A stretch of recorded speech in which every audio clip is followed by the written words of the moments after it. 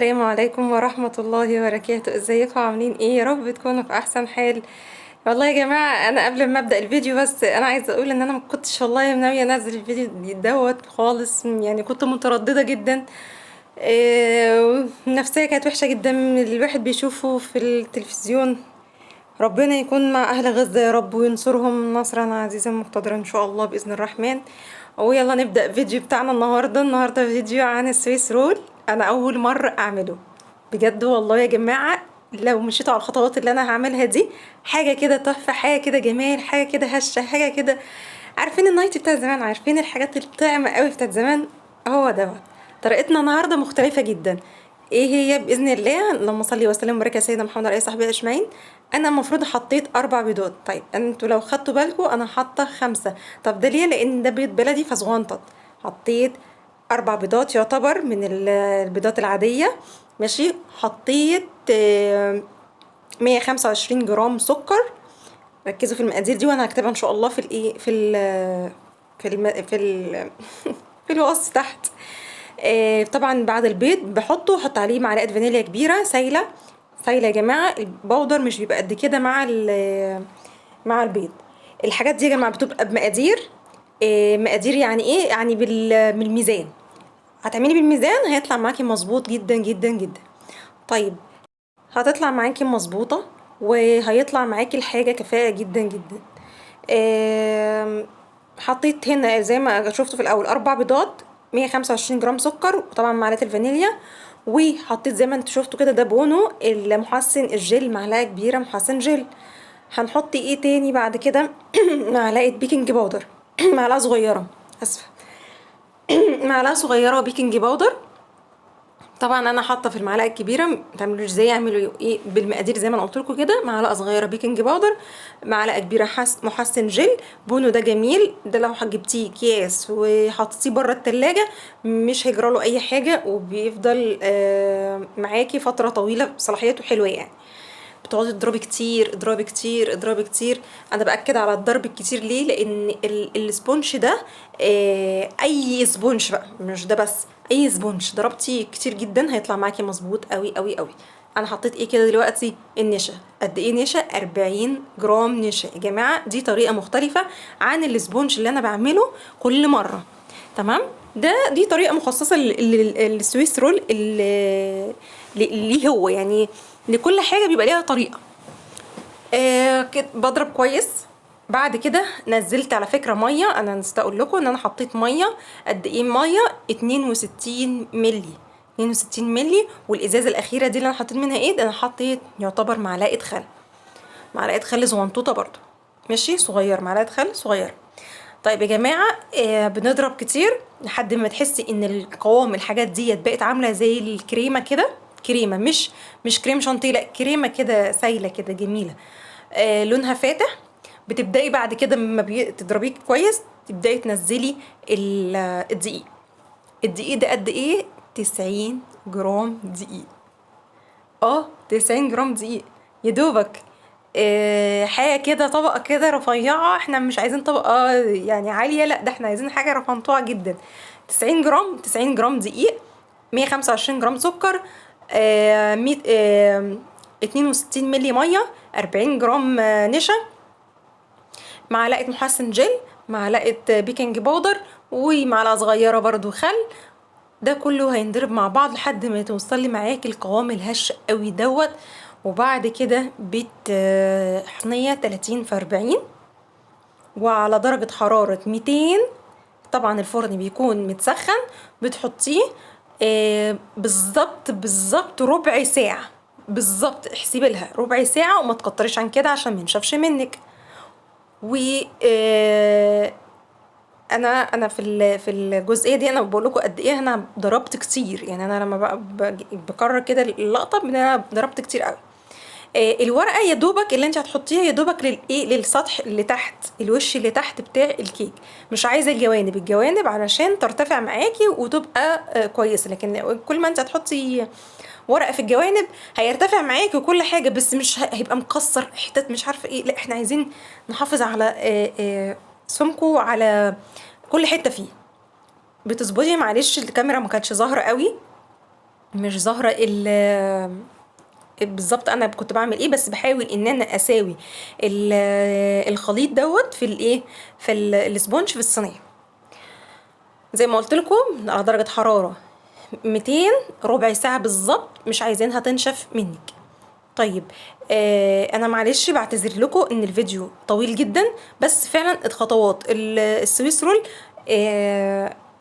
كتيره. كمان انا يعني اما عملت الحاجه اخد مني وقت كتير، ده انا مضغطه جدا الفيديو. اديني طلعته بعد ربع ساعه. بجيب، ركزوا في الخطوات دي. بجيب ورقه اسمه دوت حواوشي او زبده كبيره، ماشي، وبفرغ كده الحواف بتاعه علشان هقلب الصاج وهو سخن جدا. اول ما بيطلع من الفرن بقلبه على طول، اطلعه من الصينيه واحطه على ورقه زبده. طيب ورقه الزبده دي مهمه جدا جدا جدا علشان هتشيل لي الوش الاولاني ده هو اللي بيبقى بيحمل كل الايه زفاره الكيك، وبيشيلهولي. طبعا احنا فاهمين ان الوش ما بيمتصش اي حاجه زي ما احنا فاهمين الكريمه، ومش بيبقى حلو في الطعم يعني. بس انا جبت كده بلانشه كبيره، ورحت قلبته عليها مع الورقه الايه الحواوشي، وطلعت الصينيه ودخلت وبعتها. بحاول اطلع الورقه اللي تحت بقى دي كده اهوت، واحده واحده، ماشي، بالراحه علشان هو سخن جدا وممكن يتكسر مني.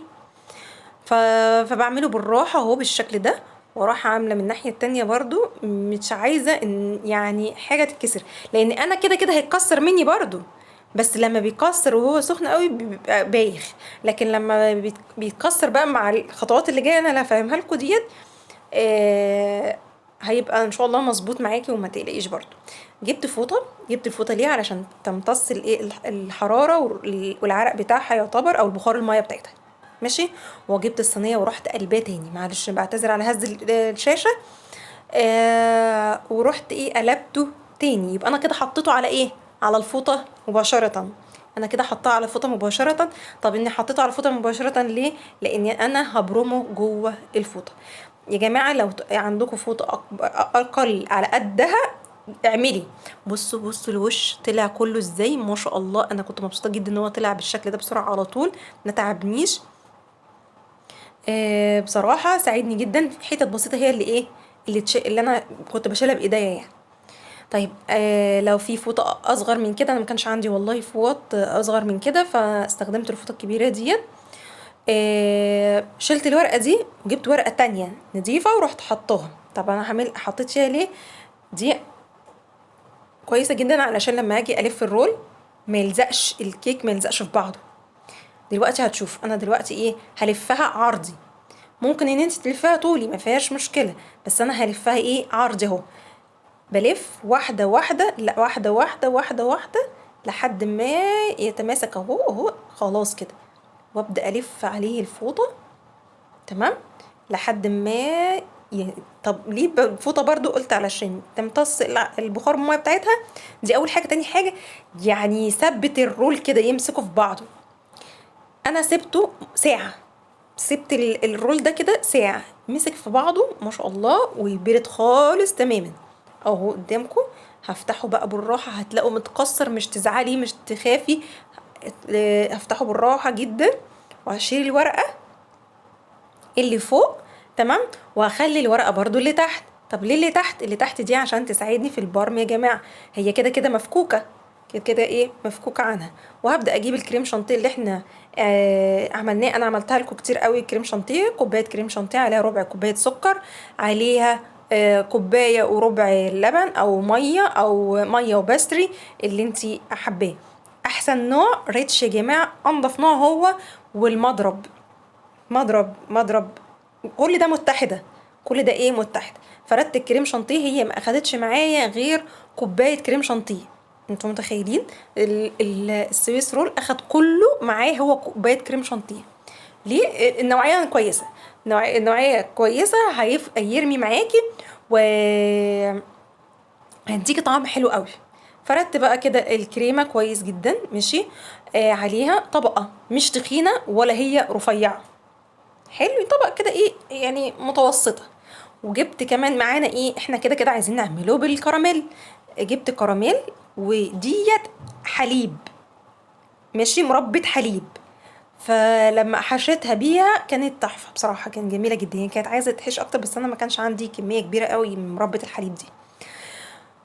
بدأت بقى ألف أرجعه تاني لطبيعته، بس واحدة واحدة، ماشي. ويا ريت إن أنت تكوني متحكمة قوي بقى فيه. يعني المرة اللي فاتت كنت بلفه بالراحة، لكن المرة دي بقى لازم إيه، بصوا إيدي ابني معايا في كل حتة، ربنا يبارك لي فيه. حماده حبيبي. لفيته بقى بالراحه. بصوا أقول له يا محمد انت كده يعني الناس بتشوفش الكيك، الناس بتشوفك انت. جبت ورقتين لحواوشي وحطيتهم جنب بعض ولفتهم فيه تاني برضو علشان يبقى متحكم قوي فيه، بحيث ان انا يعني الرول يبقى ماسك نفسه كويس جدا. تمام. وقفلته من الجناب.